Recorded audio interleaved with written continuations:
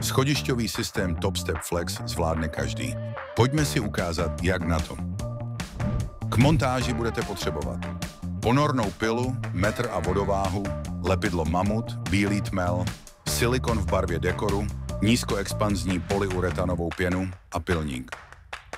Schod je nejprve potřeba připravit. Na začátku jej proto očistíme a poté navlhčíme vodou. Pak začneme montáží bočnice. Nejprve ji zaměříme tak, aby přesně kopírovala tvar schodiště a hlavně seděla pod úhlem 45 stupňů. Následně ji přesně naformátujeme a pomocí lepidla Mamut připevníme ke stěně.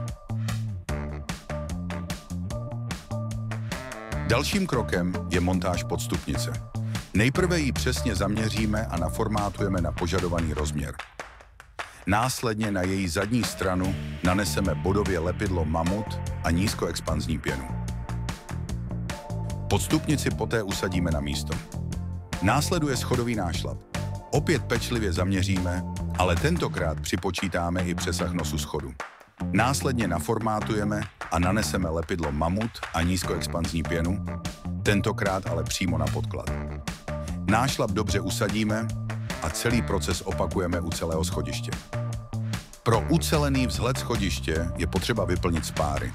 Nejprve tak do všech spojů mezi jednotlivými díly naneseme silikon v barvě dekoru a setřeme do hladka. Proces opakujeme také pro spáry mezi bočnicí a stěnou, které ale vyplníme štukovým tmelem a opět uhladíme. Posledním krokem montáže je dokončení otevřené strany schodiště. Zde použijeme laminátovou pásku, kterou nejprve zakrátíme na potřebnou délku. Poté naneseme lepidlo Chemopren jak na pásku, tak na podklad. Po přilepení ještě zabrousíme hrany jemným pilníkem, aby vše dokonale lícovalo. Následně pokračujeme po celé délce schodiště.